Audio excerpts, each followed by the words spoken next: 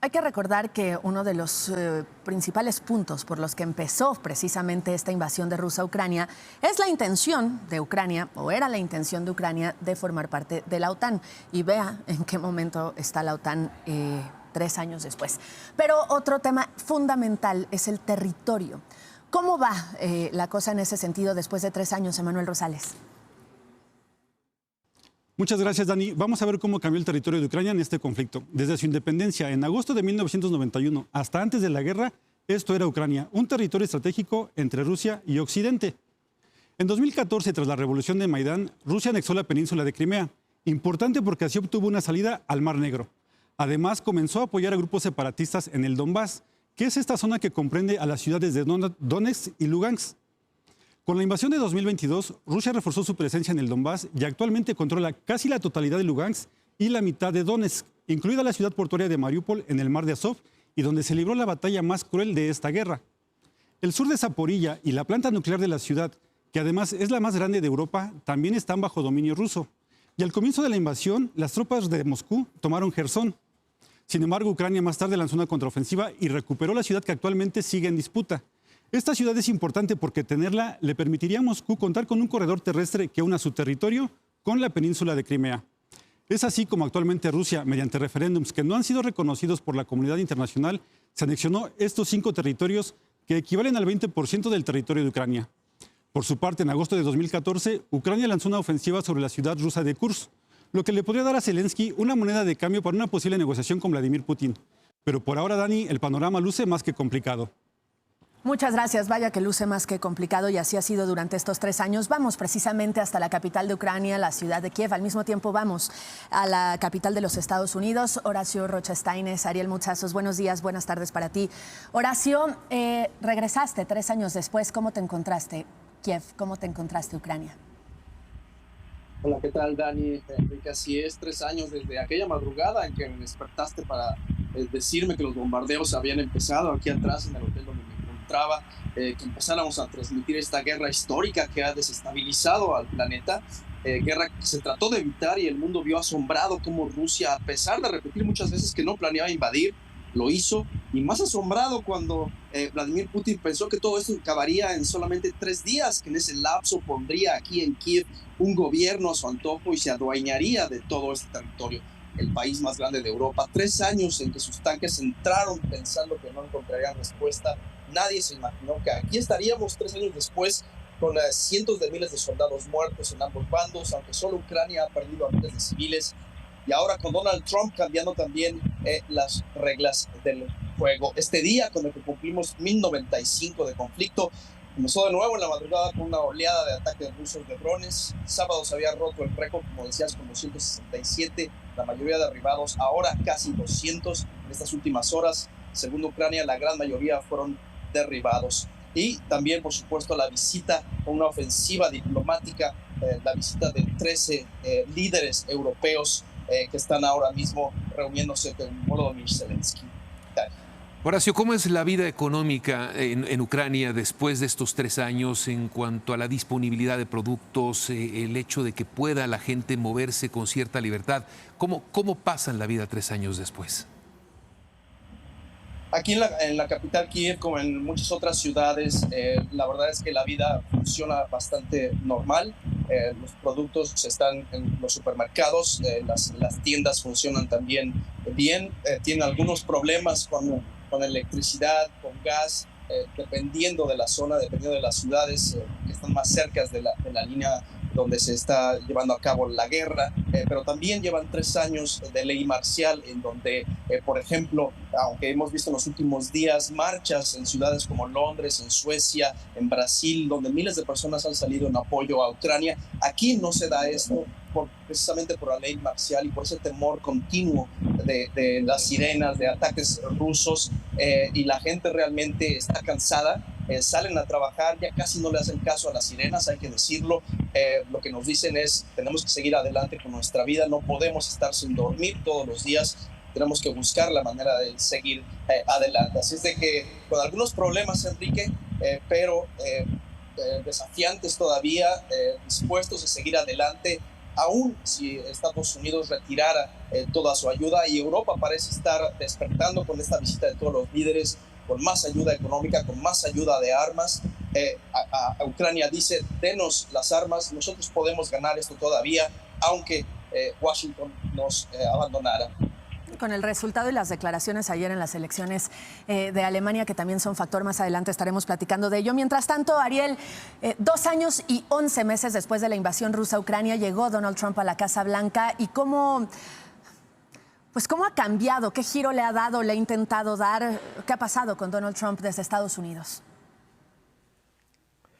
Hola, Daniel, buenos días, y al auditorio, buenos días, Enrique y Horacio. Pues Donald Trump ha dado un giro no solamente de 180 grados prácticamente a la política de Estados Unidos hacia Ucrania, sino también respecto a lo que él mismo decía hace 2 años y 11 meses.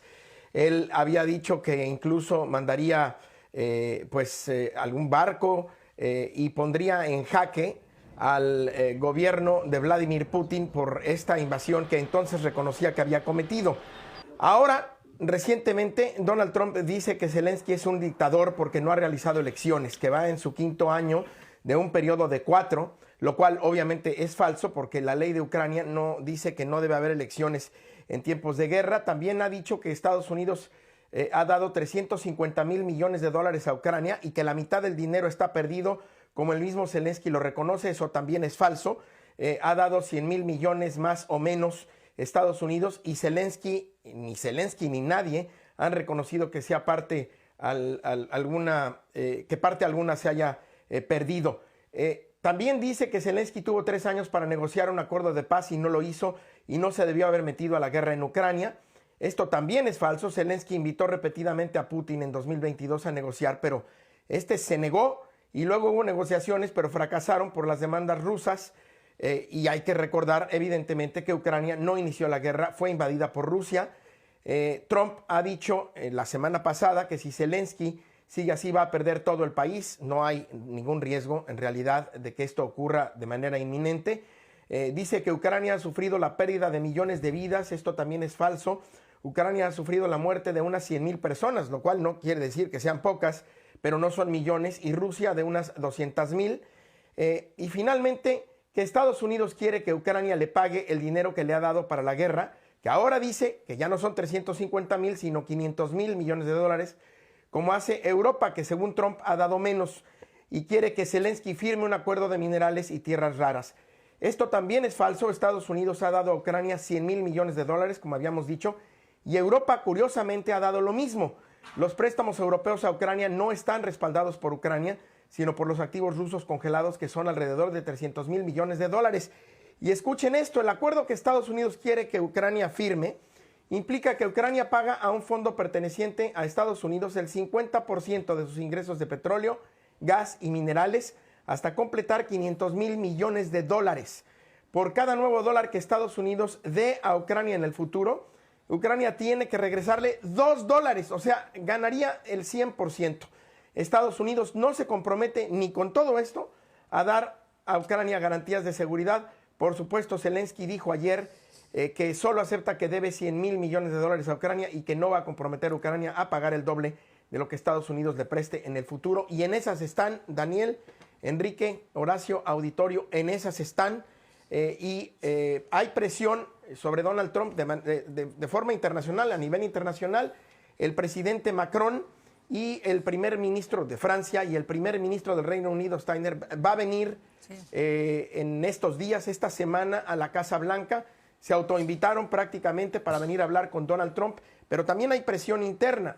A nivel doméstico hay incluso legisladores republicanos como Lindsey Graham y otros que son muy trumpistas, que han criticado la postura de Donald Trump y sus dichos, llamándole dictador y otras cosas a Volodymyr Zelensky. Ahora, Ariel, en esta ecuación, justamente a los 3 años del inicio de esta guerra, cambia un factor muy importante, que es la presencia de un nuevo premier en Alemania, de un futuro canciller, que seguramente, desde la tercera economía más grande del mundo, pueda hacer que Europa tome un papel un poquito más decisivo, ¿no?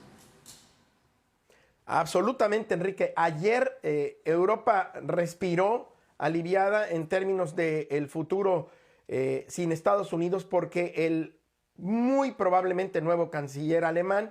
Él se da un mes y piquito para poder lograr la coalición que lo lleve formalmente al poder, pero el muy probablemente nuevo canciller alemán dijo ayer que sus prioridades son dos: independizarse completamente de Estados Unidos, al menos en términos de defensa, y la unidad de Europa, buscar la unidad de Europa. Es un hombre que, además de ser un atlanticista convencido, ha dicho a lo largo de su carrera política, admira a Ronald Reagan, que Europa debería tener un ejército europeo, y esta postura cae como anillo al dedo para las circunstancias que hay en este momento, geopolíticamente hablando, en Europa, en Estados Unidos y, por supuesto, en Rusia y en Ucrania. Horacio, para terminar, has podido en estos días platicar con la gente.